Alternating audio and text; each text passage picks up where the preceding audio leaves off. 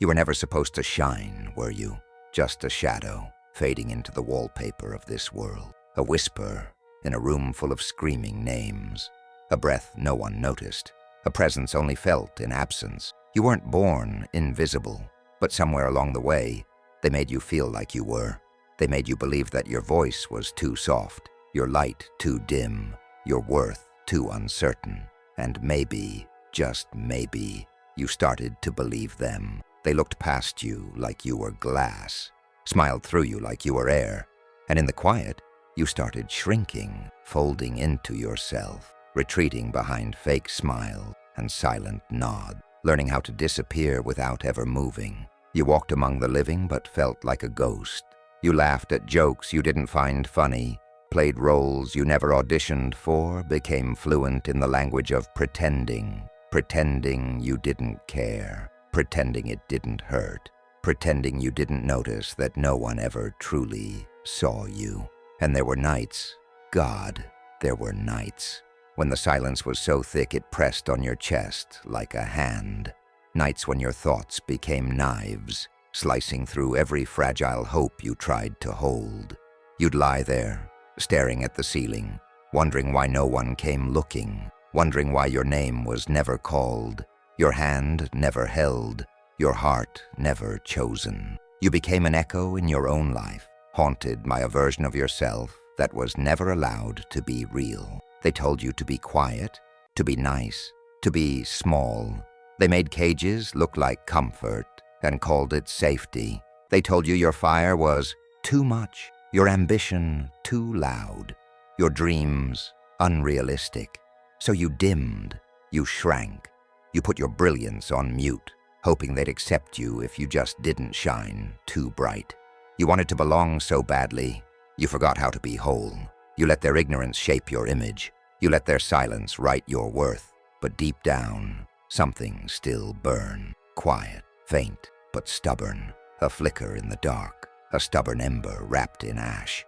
You tried to ignore it, tried to smother it with doubt and fear, and the constant weight of not enough. But it never truly died, did it? It whispered to you in moments of stillness, reminded you that you were more, that you were meant for something, that this invisibility wasn't your destiny. It was just the prison they'd convinced you to accept.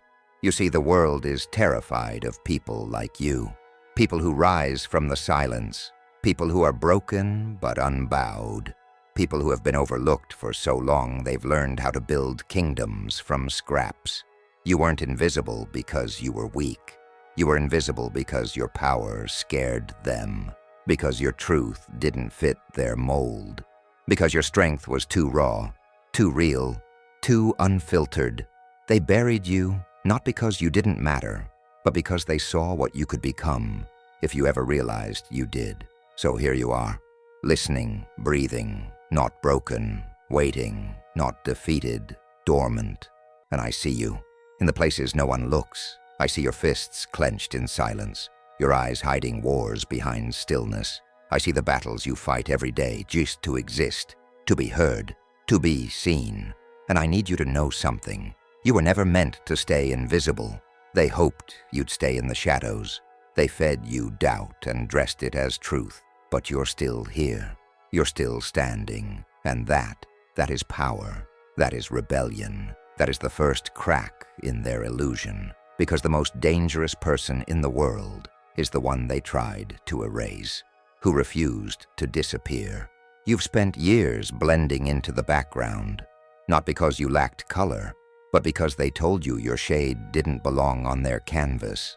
But this is the part they didn't plan for. The moment you stop apologizing for your existence. The moment your silence turns into thunder. The moment the invisible becomes unignorable.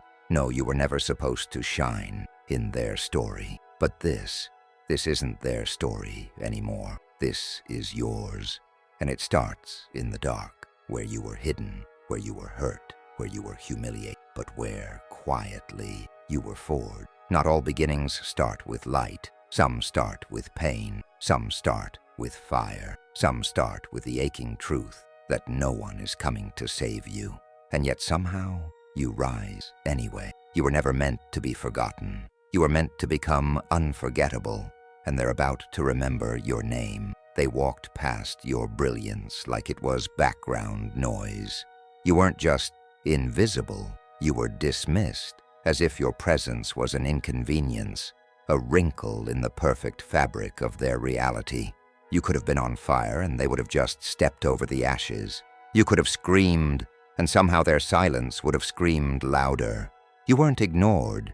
You were deliberately unseen, a choice, a refusal, a denial of your existence wrapped in polite smiles and hollow glances. And the worst part? You started making excuses for them. Maybe you weren't loud enough. Maybe your timing was off. Maybe you just needed to try harder, smile more, shrink better. So you bent and bent and bent until your spine remembered what it meant to break. But the doors still didn't open. The eyes still didn't meet yours and the world. It moved on like you were never even part of the scene. You showed up again and again, with your heart in your hands and hope between your teeth. You bled excellence and poured your soul into every silent cry for recognition. But excellence means nothing when they've already decided not to see you. When the system is designed to erase your presence before you even arrive. And let's be honest, they didn't forget you. Number forgetting implies effort. You were never even on their radar. You were the shadow in the back row, the runner-up to the runner-up, the one who did everything right and still got left behind. Because when the spotlight isn't made for you, your brilliance feels like betrayal. Like how dare you shine without permission. There were moments, small, brutal moments, when you thought maybe they were right. Maybe your dreams were delusions. Maybe your ambition was just noise. Maybe there was something fundamentally wrong with you. You started shrinking without being told. Started biting your tongue so often it tasted like iron. You buried your talents in the basement of your soul and labeled them irrelevant. Because why dig up beauty if no one's going to look? And all around you, the world kept applauding mediocrity, so long as it wore the right face, spoke the right language, knew the right people. You watched them hand crowns to cardboard kings. You watched them lift the loudest, not the worthiest. And every time you raised your hand, they called on someone else. Every time you stepped forward, they pulled the curtain tighter. You started haunting places you used to call home, walking through the halls of your own life like a stranger. Every closed door whispered something to you. Not yet, not for you, not enough. But those whispers piled up, didn't they? Until they roared, until they became the only voice you could hear. And still, you stayed, you endured, not because you liked the pain, but because you believed it would end.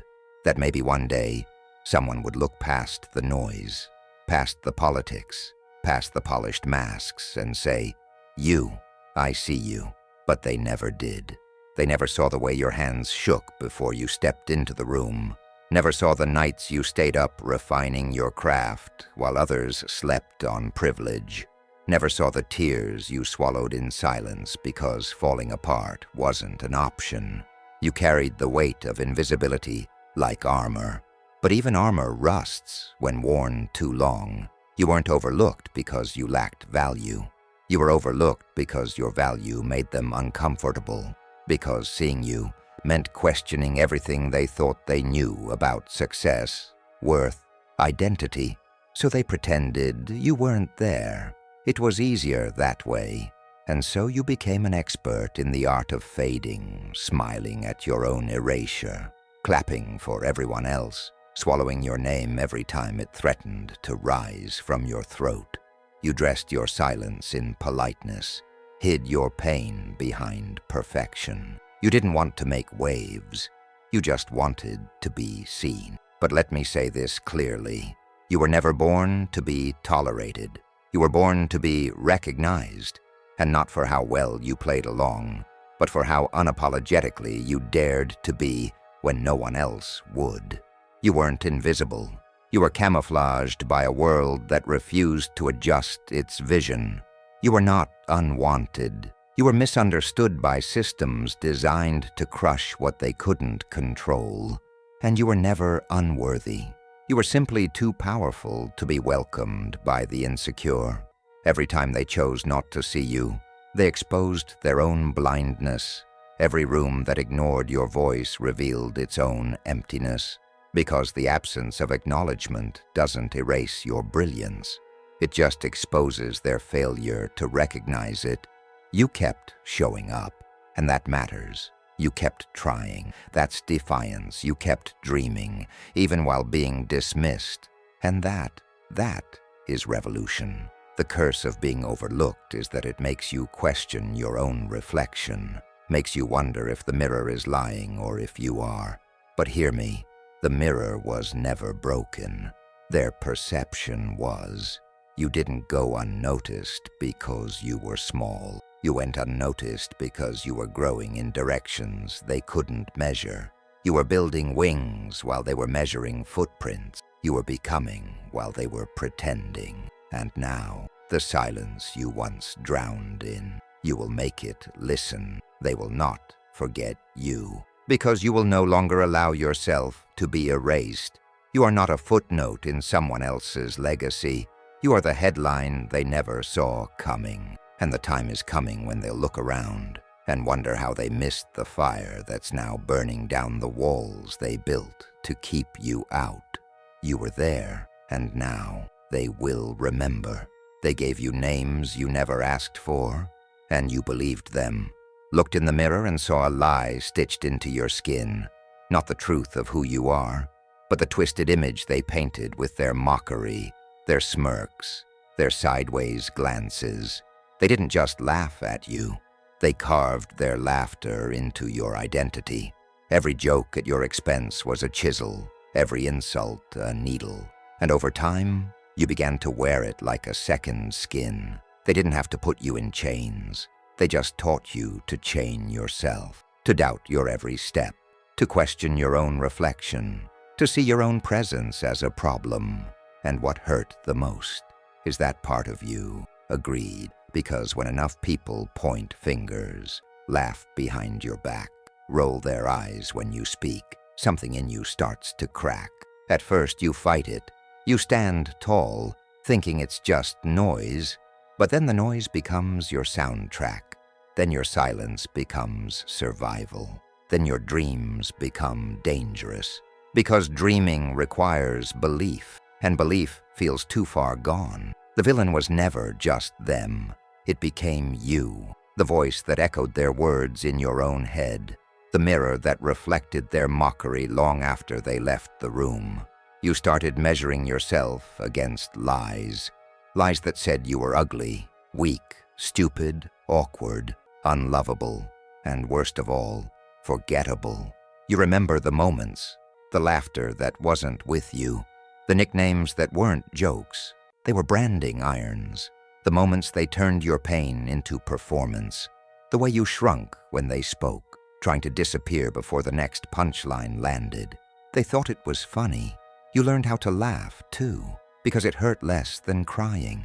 But the wound never closed. It just learned how to hide. And that mirror, it stopped being a place of truth. It became a weapon, a reminder, a battlefield. You stood there, staring into your own eyes, and couldn't see the person you were meant to be. All you saw was their version of you, broken, blemished, small. You'd touch your own face like a stranger's, trace the scars you couldn't explain, ask questions you were afraid to answer. Why me? Why not them? Why did I deserve this? But here's the secret they never wanted you to find. You didn't deserve it. You were never the problem. You were the target. Because people who feel small love to shrink others.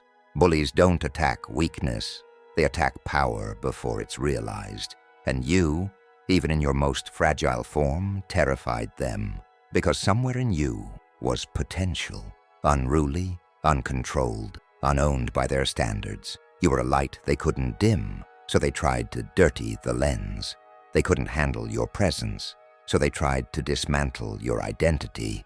Piece by piece, word by word, smirk by smirk, until even you started doing the work for them, on dimming yourself, doubting your value, holding your tongue, walking softer, apologizing for existing, and every time you did, their plan worked. But let's talk about the rage, the quiet, sharp rage that brewed underneath the shame, the part of you that wanted to scream in their faces, that wanted to shatter every mirror and say, "This is not who I am." The part of you that hated the silence you were forced into, that wanted to fight but didn't know how. That rage was real, and it matters, because buried beneath that rage was truth. You were never weak. You were wounded. You were never broken. You were bruised. There's a difference.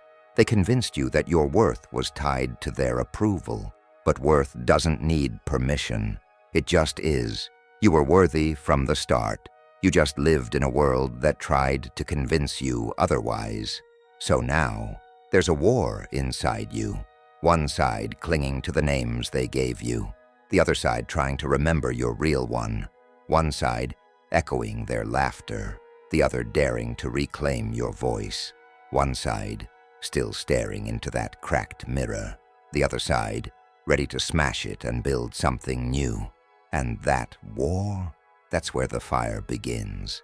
It starts when you question the narrative, when you stop swallowing the poison they fed you, when you start looking at yourself, not through their lens, but through your own, through scars that speak of survival, through eyes that have seen too much to be naive, through a heart that's still beating despite everything. You were never a joke. You were never a mistake.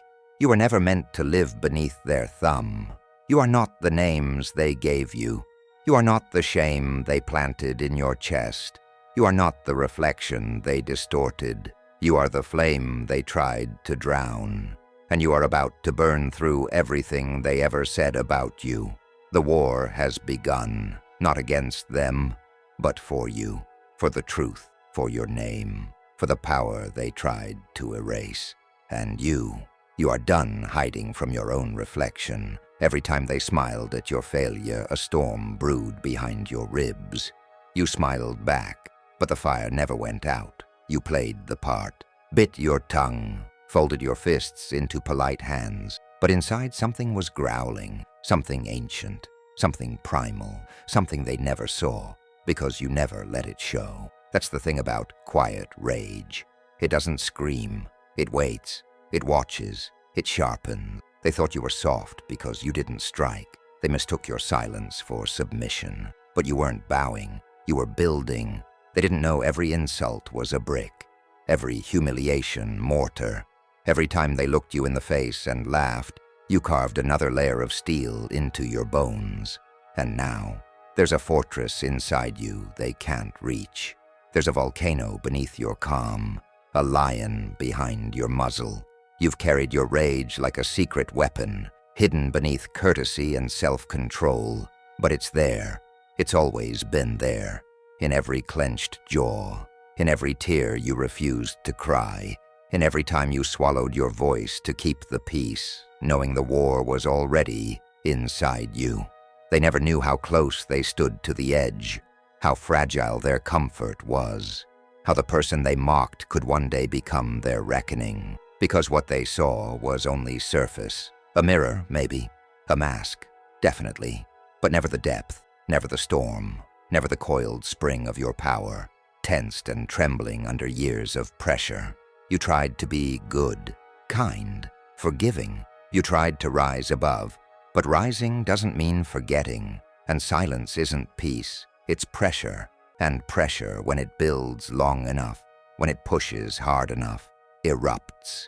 You've lived 1,000 moments where you wanted to scream, to shatter the lie, to tear down the illusion they built around you. But you didn't. You held it in. You buried the scream. And it's still buried, isn't it?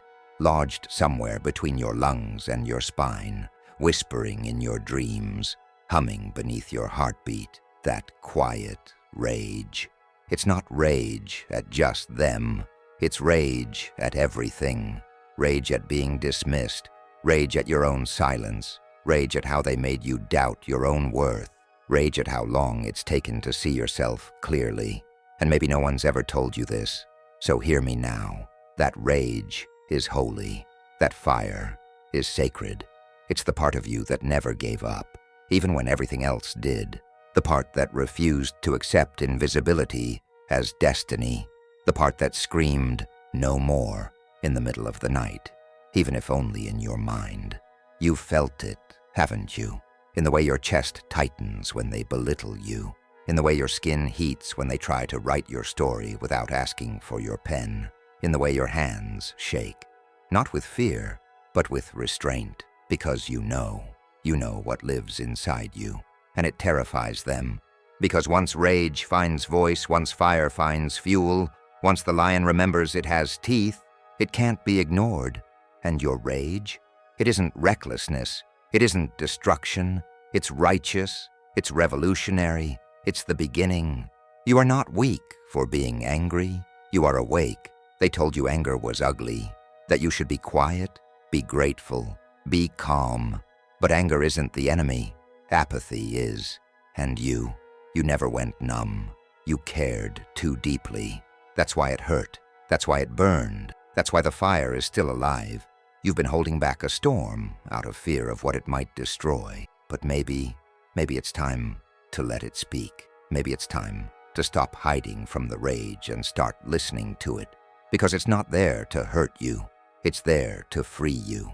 The world has no idea what it's done. It raised you in shadows, trained you in silence, sharpened you through suffering. And now it stands on a fault line, unaware that beneath its feet rumbles a reckoning. You, the quiet one, the overlooked one, the underestimated one, the one with the wildfire soul and lightning bones. You are not the wound anymore. You are the weapon, and you are done pretending not to feel the fire. Let them feel it now. Let them see what you've become. Because when the quiet rage finally speaks, it does not whisper. You gave and gave until you were empty, and still they took more, until even your shadow started to leave you. There comes a moment when your soul caves in on itself, not with fire, not with thunder, but with silence. A silence so heavy it suffocates. That's the kind of breaking that doesn't make a sound, because no one is left to hear it, not even you. You used to fight back. You used to believe. You used to get up when life shoved you down. But now there's just this numbness, this vast, hollow ache that stretches through your chest like an abandoned cathedral. Beautiful once, but forgotten. No prayers left, just echoes of what used to matter. They didn't just take your time, your energy, your light.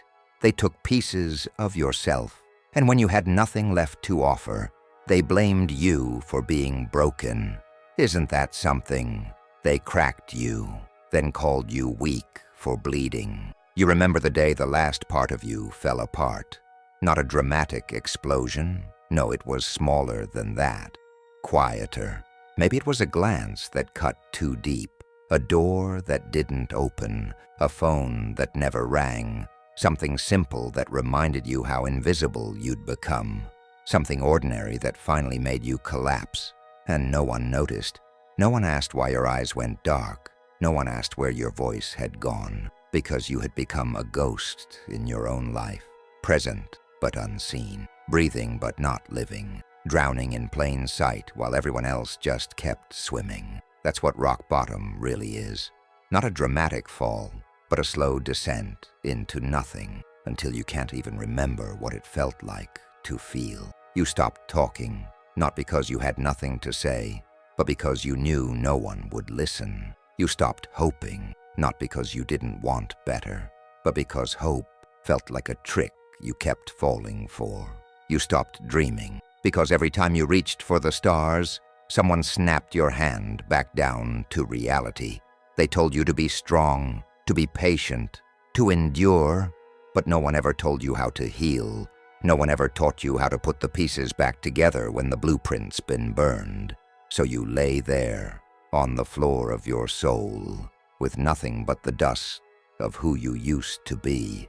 And still, the world kept asking for more. Still, the weight kept pressing down. Still, the silence screamed. This was death, not of the body, but of something deeper, the death of your will, the death of your voice, the death of the version of you that tried so hard to fit into a world that was never built for you.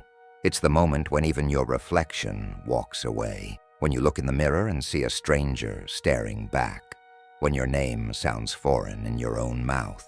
You weren't just tired, you were done. Done with fighting battles no one saw, done with pretending you were okay, done with trying to rise when no one cared if you fell. And in that desolate place where the lights go out and time stands still, you met the truest version of yourself. Not the polished one, not the smiling one, not the one who made everyone else comfortable, but the raw one, the wounded one, the still breathing one. Because as much as it felt like an end, it wasn't. It was a pause, a reckoning, a funeral for the lies you lived under. Yes, something died in that moment, but something else, something quieter, survived. A flicker beneath the ashes, a whisper that said, "Not yet." A breath, small but real. You hadn't left, not completely, and that mattered. Because before the rebirth, there's always a death, and yours was honest. Yours was brutal, but yours was not final. You weren't born to be pitied. You were forged to be feared, and now they'll learn your name. This is the moment the silence breaks. Not with a scream, but with a decision. A cold, clean cut through the fog. A shift, a tilt in the earth. You've crawled through the wreckage of who you were. You've stared into the void and seen your reflection flicker. And now you choose not to go back. Not to be liked, not to be seen through their eyes, but to become. There is a kind of stillness that doesn't mean peace. It means readiness. And that's where you are now, standing in the graveyard of your past, no longer mourning what was lost, just watching, measuring, feeling the heat return to your limbs, the rhythm returning to your chest, the edge returning to your voice. You're not healing to be gentle. You're rebuilding to be relentless. Because somewhere between the heartbreak and the hollowing, you realized this world doesn't care if you crumble. So why should you care what it thinks of your rise? You spent so long trying to make yourself small enough to fit into their comfort zones. Now you will make yourself impossible to ignore. This isn't a declaration of vengeance. It's a promise of transformation. Let them doubt. Let them scoff. Let them whisper about what you used to be. They won't be whispering long, because you're not climbing back to where you were. You're burning the path behind you. You are choosing to become something they've never seen before. Sharper, smarter, colder, clearer. You don't need their permission anymore. You don't even need their acknowledgement. You never did. What you need now is focus, precision, discipline. Because power without control is just chaos, and you've had enough chaos to last a lifetime. This next chapter isn't about proving anything to them. It's about proving everything to you. This is the version of you that wakes up and no longer waits for the world to offer a hand. This is the version that builds the throne from the rubble they buried you in. You will not beg for a seat at their table. You'll build your own. You'll sit alone if you have to. You'll speak into silence if you must. But you will not vanish again. Every step forward from this point is a strike. Every breath you take is a warning. Every time you show up where they swore you wouldn't, you win. Because this isn't survival anymore. This is becoming. This is the long-forged blade coming out of its sheath. This is the fire, not just rising, but aiming. You are not a tragedy. You are a threat, and the ones who laughed, they won't be laughing when they see what you've built in the shadows. They called you broken. Now you'll show them what broken things can become when they stop asking for repair and start reaching for domination. Let them remember your silence so they can fear your voice. Let them remember your stillness so they can dread your movement. Let them remember your weakness so they can choke on their mistake. You were invisible, but now you are inevitable. While they slept, you suffered. While they laughed, you lifted. They forgot you. You remembered everything. This is where legends are carved. Not in the light, not in the cheers, but in the shadows where no one is watching. When the crowd goes home, when the lights go out, when the world forgets your name, and the only voice left is your own. This is the grind, the sacred agony, the temple of sweat and sacrifice. You weren't handed strength. You built it, brick by brutal brick, scar by silent scar. No shortcuts, no applause, just grit, just war, just pain, shaped into power. They'll talk about your rise one day like it happened overnight, but you'll know. You'll remember the nights you didn't sleep, the mornings you couldn't move, the weight that tried to break you and failed. They think becoming unstoppable looks glamorous. They don't see the blood on your palms. They don't hear the bones screaming under the burden of self-resurrection. But you do. You lived it. You trained in silence, forged in isolation. While they partied, you prepared. While they mocked, you mastered. While they wrote you off, you rewrote the rules. You became your own architect, your own coach, your own army. They left you alone, thinking it would destroy you. But solitude didn't kill you. It cleansed you. It stripped you of distractions. It showed you your reflection in the dark and asked, "What are you made of?" And you answered, with push-ups in the dark, with tears swallowed mid-set, with fists pounding against doors that wouldn't open. So you built a wall and climbed over. You turned every no into fuel, every doubt into discipline, every scar into strategy. This wasn't revenge, it was resurrection. You didn't just train your body, you trained your mind to move through fear, to endure the void, to embrace the hunger, because becoming is brutal. It doesn't flatter you, it breaks you. Then it builds you back, different, sharper, hungrier, unapologetic. It kills off the version of you that begged for validation and resurrects the one that commands it. And in those long, lonely hours, when no one clapped, when no one cared, you discovered something sacred. You don't need them, not their praise, not their permission, not their presence. You became dangerous because you were alone. You became focused because they abandoned. You became relentless because the world forgot you, and you never forgot yourself. They gave you silence. You turned it into strength. They gave you nothing. You turned it into everything. So now, when they look at you and ask, "Where did this come from?" smile. Let them believe it happened all at once. Let them believe you got lucky, because they'll never understand what it took. They weren't there for the nights you bled into your pillow and still got up before the sun. They weren't there for the 1,000 times you failed and kept going. They weren't there for the hunger so deep it turned spiritual. But you were. You endured. You evolved. You became. And now you walk different. Not because you're cocky, but because your bones remember the weight they carried. Now your eyes burn, not with anger, but with intent. Now you speak, not to be heard, but to be obeyed. You are not who you were. You are not soft. You are not waiting. You are not asking. You are becoming. And that sound they hear in the distance, that isn't thunder. It's you, coming for everything. The invisible one walks in, but something's different. They feel it. You don't speak. You don't have to. Power hums louder than words. You return like a shadow, rethreading its way back into the light. Only this time, you own the light. There's no announcement, no trumpet, no declaration of revenge, just presence. And presence alone is enough, because you've changed.